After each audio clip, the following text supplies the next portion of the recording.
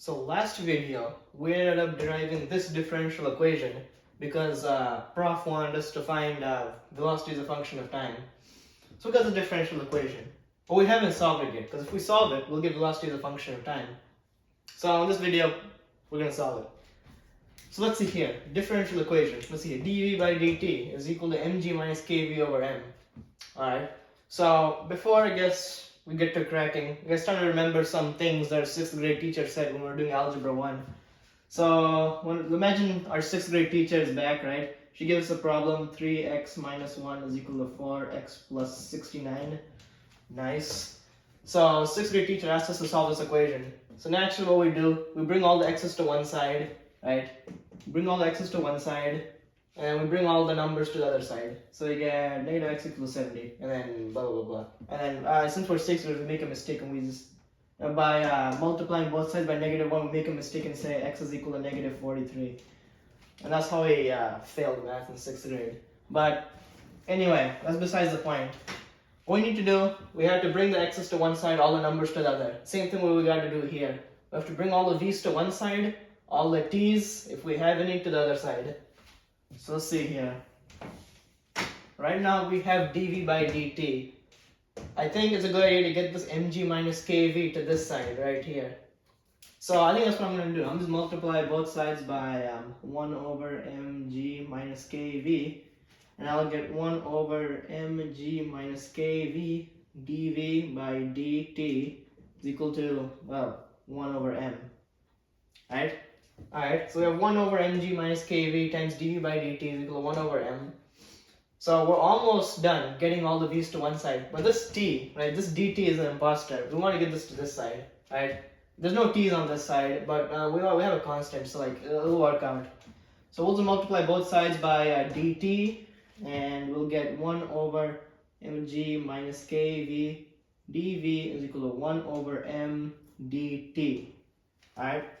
Now the reason why we did this is that if we could get something v dv is equal to something t dt, well, this is a constant, but something t dt, we can just integrate both sides, right? We can integrate both sides, and then this dv will just convert to a full v, this dt will become a full t, and we'll be able to solve v as a function of t. So basically what we're going to do is we're just going to integrate both sides like that, right? Easy way to get rid of these dv's and dt's and turn them into full-on v's and t's. So let's see here. Integral here. We should probably put some bounds on this integral, right? So suppose we're dropping it off the Eiffel Tower, not the Eiffel Tower, what is it, the Empire State Building, right? So we dropped it from the Empire State Building, so we know that our t is equal to 0.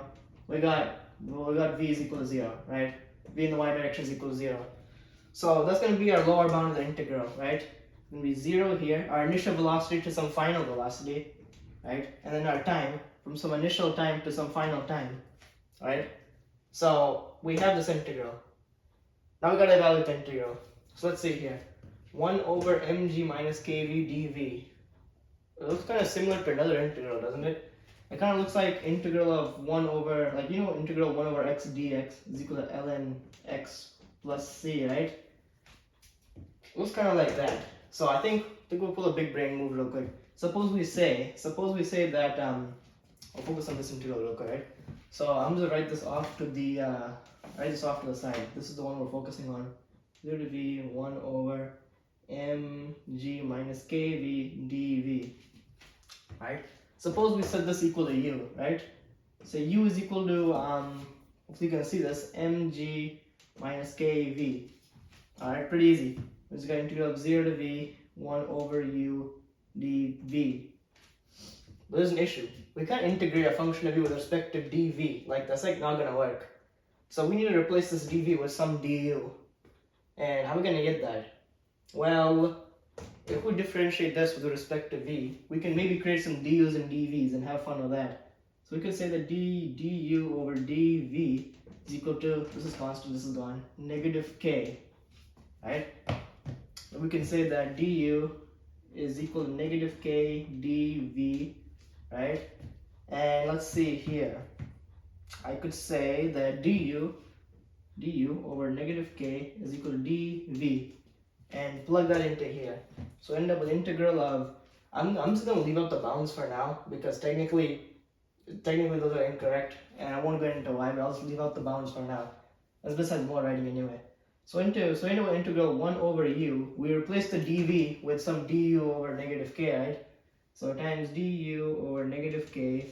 That negative k, that's coming out, right? We don't want that. So we get minus 1 over k times integral 1 over u du.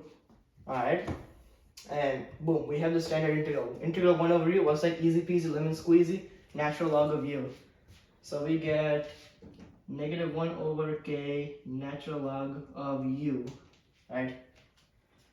So we had bounds, I kind of got rid of them, but once we sub u back in, we'll have the correct bounds. So I'll just put in right here, right? So I have negative 1 over k natural log of mg minus kv, right? Now with the correct bounds for v, we can evaluate this at from 0 to v. This integral right here, that's just easy. 1 over m times just 1. So you just get t over m. Evaluate from 0 to t. Right? Our initial time, initial velocity. Initial time, initial velocity. To our final velocity, final time. Right? So this should make sense. Now, let's see here. I'm going to break down these bars. So we're going to do minus 1 over k times natural log of mg minus kv minus 1 over k times natural log of mg minus k times 0. So that's just it. K times 0, that's just 0. So minus 1 over k natural log mg. That's going to be equal to t over m, right? Because t over m minus 0 over m, that's just t over m. Alright? So guys, we're almost done here. I think I'll factor out this 1 over k. So I get minus 1 over k times natural log of mg, hold on, fix this formatting real quick. mg minus kv, let's see here, plus natural log of mg, right? That's equal to t over m. Alright. Now, we have to do now is, I made a mistake right here. Do you see the mistake I just made? So I put in minus 1 over k natural log of mg minus kv. It should be minus that. So that should turn into a plus technically. So this stays a minus. This becomes a minus when we factor out minus 1 over k. This video is actually being so confusing, but hopefully just keep rewinding if you if you miss something. So minus 1 over k, we got all that. Log properties we'll use right here. So we get minus 1 over k times natural log mg minus kv. Oh, well, let's fix this. Natural log of mg minus kv over mg. That's equal to t over m. We're almost done. Bring minus k over here. I'm gonna just erase all this. So let's see here. Now, initial conditions we already took care of. Bring minus k over here. Okay, natural log of mg minus kv over mg is equal to negative k t over m. Exponentiate both sides. We're almost done. mg minus kv over mg is equal to e to the negative kt over m. Let's see here. Maybe put the mg over here, multiply both sides. Get mg minus kv is equal to mg e to the negative kt over m. Subtract mg and just divide by k. Divide by negative k. So we'll just get v is equal to mg e to the negative kt over m. Let's fix that e real quick. E minus mg over negative k. And that's our velocity as a function of time. If you want to simplify this, you can. I cannot be bothered to simplify this right now. Pretty painful differential equation, really, but pretty nice function at the end. So I'll follow for more things like this. I gotta take a break.